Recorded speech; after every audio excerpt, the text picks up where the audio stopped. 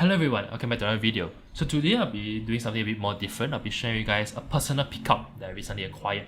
So I recently acquired this, which is the Franck Muller Casablanca, 5850 chronograph.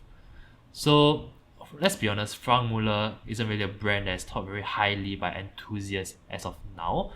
If you think of Franck Muller, most of us think of ostentatious, gaudy timepieces, let's be honest. The brand, in my opinion, has kind of fallen by the wayside. It's not as popular now as it was in the 90s and the early 2000s, which is, by the way, when this watch was released. But yeah, I think the 90s and the early 2000s were the best days and best years of Franck Muller, and I was very happy to be able to pick this up. So let's get into it. Let me briefly explain why I picked this up. First of all, I love the Art Deco styling of the Casablanca. Look at that. I think this is I'll describe this as like a transitional timepiece, from the early timepieces that were designed by Mr. Franck Muller, the watchmaker, not the brand, by Mr. Franck Muller himself, which are very delicate, very traditional watches, as well as the current Franck Muller watches that we now know. You see the Vanguard, you see the Long Island. This is sort of like a transitional piece. I would say the Casablanca collection in general, I would say, is like a transitional collection, transitioning between traditional Swiss watchmaking, and the more fashion-forward Franck Muller pieces and lines that we see now. So to me, it's the best. This Franck Muller Casablanca chronograph represents the best of both worlds.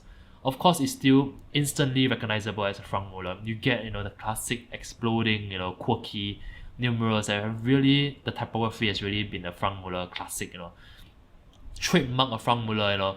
Across the room you see these numerals. Any watch enthusiast, and even those that aren't really into watches but are familiar with the brand, would know that this is Franck Muller. I really do like the typography of the indices and the numbers, which, honestly speaking, there are no other brands that has such a distinctive typography, I would say. And it's quite remarkable to see how even after 20 years, the typography, if you compare it to your modern day Franck Muller watches, the typography of the indices are practically identical. So yeah, very full of Italian, a bit of an Italian, full of flair, definitely full of flair. Next, of course, is the Century. I'm probably mispronouncing this, so I apologize. But the other thing that caught my eye was, of course, the tonneau shape, or what Franck Muller calls the Century Convex case. First established in the 90s, Franck Muller was really the one that really pushed forward the idea of a tonneau case with its Century Convex case. Even though such a design and such a case shape is now more known with your Richard Mille watches, for example. It was Franck Muller actually that was a trailblazer in this type of form, this type of case design. And there's nothing that I don't think illustrates that pioneering of experimental case design is more than this Casablanca here. I really do enjoy the case shape. You can see how sculpted the case is, how curved it is. You have a curved sapphire crystal as well, which, as any watchmaker can tell you, is a very hard thing to achieve. Sapphire, being very hard material, it's very incredibly hard to make it into such a curved shape. So yeah, I really enjoyed this. Now, let me further explain why I opted for this particular model. So this is the 5850 Casablanca. There are other iterations available, namely the 8880, I believe. But the 8880, as auspicious as it sounds, is a bit too large for me. I think at this case size, the Franck Muller Casablanca is the perfect case size on my wrist. I'll show you guys a wrist shot later. So I bought this particular reference because I enjoy how it wears. A very good size. Next, let me tell you guys, share a bit of why I bought this black dial version. I've seen a couple of dial iterations. There's a white dial version and there is a very stunning salmon dial version. But both of them, have a plain dial. They're just a plain dial. Here, I don't know if the camera can capture this, but I don't know if you guys can see, but the center of the dial, as well as the edges, there's actually a guilloche pattern, which is like a sunburst guilloche pattern that is really catches the eye. I'm not sure if it appears on camera.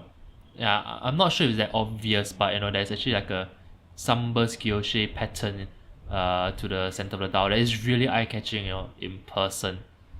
So yeah, obviously Franck Muller, when he first started out, made very traditional Swiss watches, and guilloche is an HO, form of watchmaking finishing. So when I saw that this black dial version had a guilloche center, I was sold. To me, it's a perfect blend of an iconic signature look, but also traditional watchmaking, and not just on the dial finishing as well. So this is a chronograph. It's a manual wind. Let me just start the chronograph so you guys can see. There you go. So this is actually powered by the Mania movement.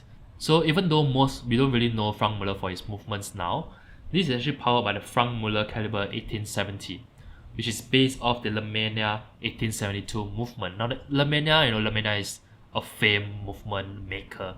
You can find his movement literally in all the top watch brands in the world, right? A very solid chronograph movement maker in particular. So when I found that, and unlike the more modern chronographs, which I believe have a value in them, this has a Mania movement, a hand winding Mania movement, manual winding Mania movement. I mean, simply, it just excites the watch enthusiast in me. So yeah, very nice watch package in particular. And as always, let me just show you guys the case back. You have the muscle complications, very nicely, typically Franck Muller case back here. Alright, let me just put it on the wrist and show you guys how it wears. Alright, so let me do a slow wrist roll. There you go. What a great size. It's really a very lovely watch. I'm very happy to pick this up. I think this is the perfect black tie watch in a sense. Really nice, really stunning case and really stunning dial, backed by a solid movement. What's not to like, and because Franck Muller is Franck Muller today, its pieces are actually quite undervalued, the depreciation is quite big. So you can get one of these Casablanca chronograph about 4,000 to 5,000 USD on a secondary market, which is I think very good value for what they are. Yeah, my only knock is that you guys probably can see, I don't think there's AR coating applied because it's highly reflective, so it does hinder legibility sometimes, but overall it's still a very, very stylistic piece. Definitely one of my most stylistic pieces, one of my most fashionable pieces. I don't mean that in a bad way, but I mean that in a fashion forward way in my collection. Very eminently striking watch. Alright, and that's it for this video. I just want to show you guys a bit of my personal collection, a bit of my personal pickups, so you guys can get an insight into my personal watch taste. So yeah, alright, and that marks the end of this video. So I would love to know what you guys think of my purchase. Do you guys agree with the Franck Muller Casablanca chronograph that I picked up here? Or do you guys still think that Franck Muller and his watches are just overpriced fashion watches? Let me know in the comments below. As always, if you enjoyed this video, do give it a thumbs up, do share around, and do subscribe. As always, I'll see you guys in the next video. Ciao!